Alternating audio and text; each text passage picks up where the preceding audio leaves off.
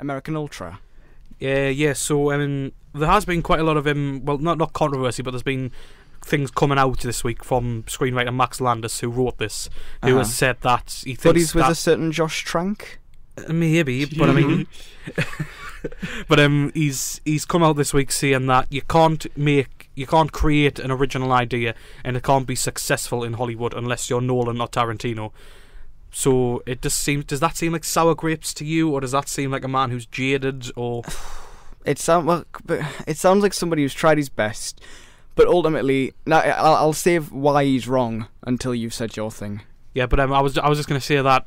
I mean, it's clearly he's clearly upset, and I do understand him a little bit, because it is increasingly hard in Hollywood, not in indies, because that is when obviously will thrive in original ideas, always have been, but in big cinema it is increasingly hard to get through those bigger ideas, because they are favouring sequels and franchises and bigger sort of brands over the sort of the movie star driven films of the past. It is becoming now focused on properties rather than stars itself. So I do kind of empathise him with a little bit, but you know, it's just to say that kind of thing, that you can only be one of those two directors. It is sort of true, but I kind of really am. It's a strange situation. He has a point, but he hasn't done himself any favours. That's my stance, and I'll explain. So so this film directed by, and here's another name for the butcher list, Nima Nourizadeh.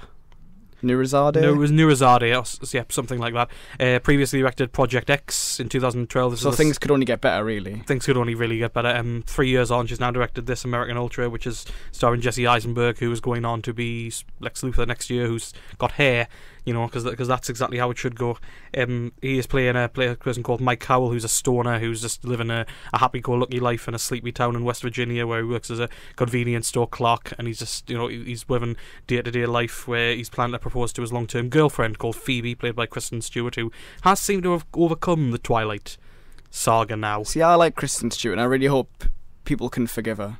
I really hope she can move on, because she was great in Clouds of Sils Maria, which people probably won't have seen, but it's worth searching up. She was very good. Well, I mean, yeah, I was sure I was good in that, and she's clearly got talent, you know. I mean, Stella Alice as well. She had a small part in that. Yeah, she was really good. I mean, I'm glad to see that, just sort of trying to get herself a little niche out for herself now, because I think that'll be very strong for her. But so one day that Mike is working, and she is visited by just an unassuming woman who turns out to be a CIA agent called Victoria Lassiter, played by Connie Britton. You said it again. It's just Britain. Oh, last week, Connie Britton. Breton. It's just Britain. Yeah, it was originally meant to be played by Sharon Stone. Oh.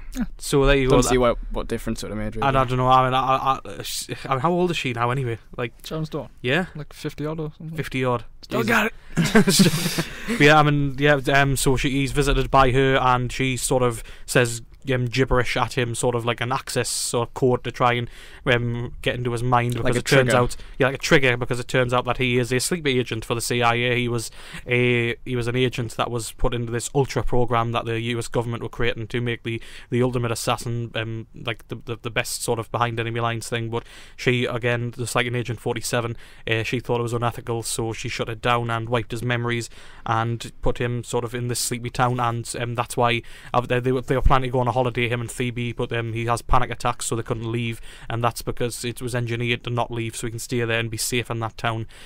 American Ultra is essentially it's a film that has a lot of different tones throughout of it. I mean, the best way to describe it is sort of like an action relationship comedy, but also a little bit of drama. I mean, it has a serious sort of tonal issues in the fact that it goes from one part to another rather quickly. Like, I mean, it does have sort of an intense pace into it, but in the end, I think I really did enjoy it, because it is trying to be original, I thought, and that's something that is trying and desperately. You said both words that I was going to say. But like, I mean, I do like some, like, it just felt fresh, you know. It felt new, and you know, and it felt it had a spice to it, you know. I really enjoyed the humour about it, and I think that Kristen Stewart and Jesse Eisenberg's relationship felt real, and you know, it felt personable. They were really strong together, I thought, and it was really funny.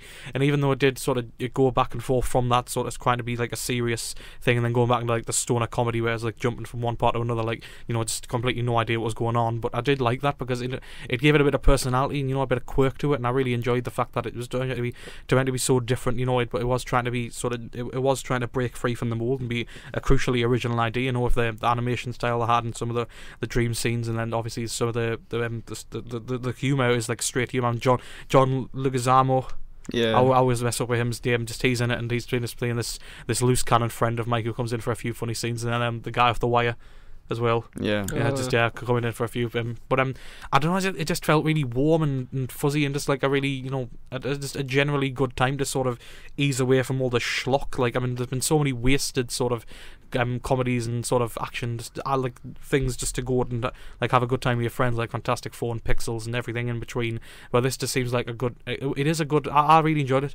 That's the thing just to come up with. Yeah, I mean, on this show, like, because we're all so sort of similarly tuned in our film taste, that we very rarely disagree, but I really disagree on this one. I think the tone is the least, well, it's one of its biggest problems, actually. It never actually got into comedy for me, though. It went through action and romance and drama, but never comedy, and because all the funny bits are in the trailer. All of the funny bits are in the trailer, there's no actual bits that I hadn't seen before, because we've seen the trailer about 7 times. Yeah. Because obviously we go to the cinema a lot, so we see the trailer a lot. Because they've been trying to ram it down our throats, because it's made no money in America, so they were hoping it would make some here. It hasn't really done very well here.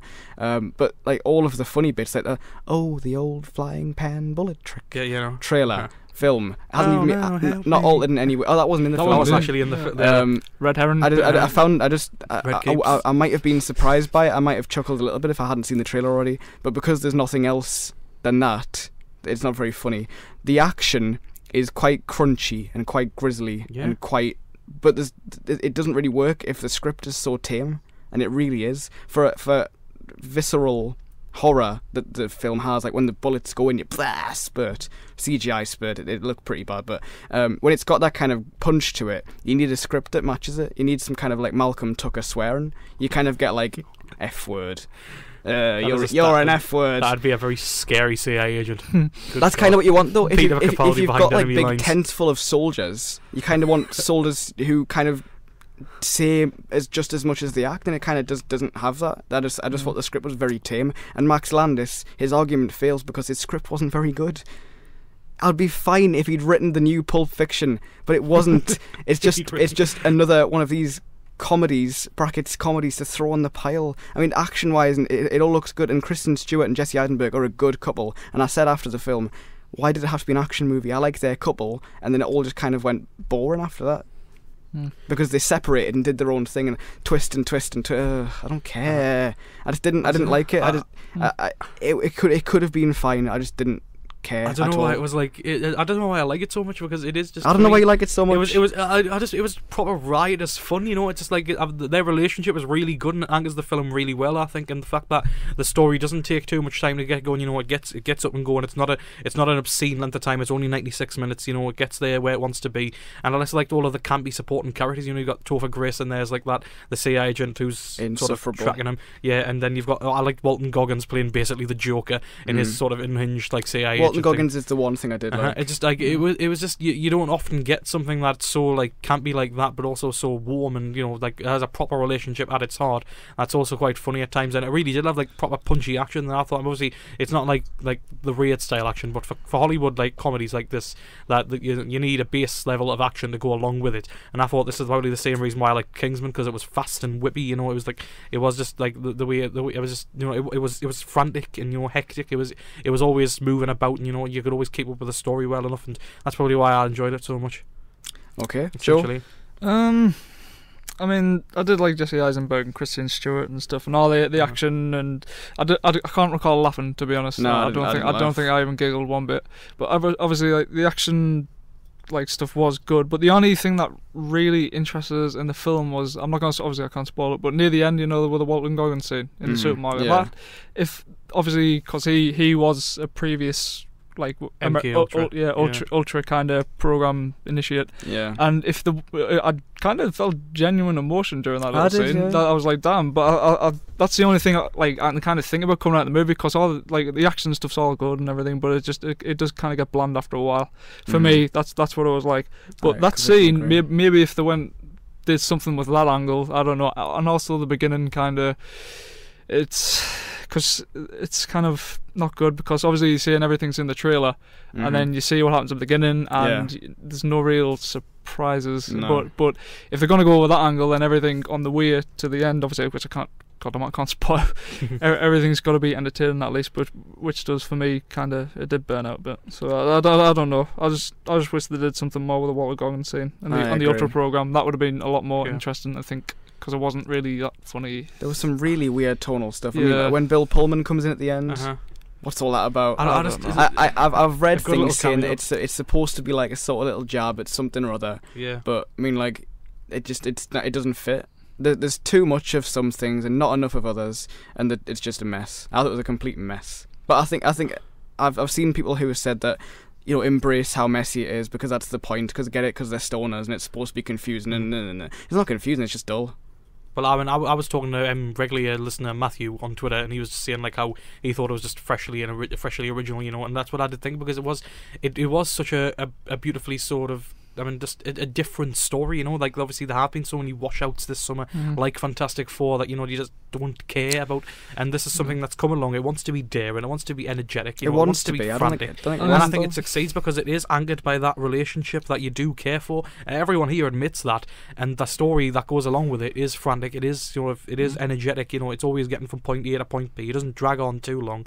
And even though obviously it isn't an out-and-out comedy, I think the action is punchy enough to go along with the story and the characters to make a satisfying whole for me. I politely disagree. All right, well, it can be original, but it doesn't mean it's going to be out. Good. Original concept, but really, really bland execution. That's all it is for me. Fair enough. Yeah. Fair enough. It's good to have a disagreement for once. If you've seen American Ultra and you want to get in on the discussion, because I feel there's a bit of a heat in the room. If you have seen it, I don't if you've seen it, then you can tell us what you thought at Spark Sunderland with the hashtag Spark Film Show.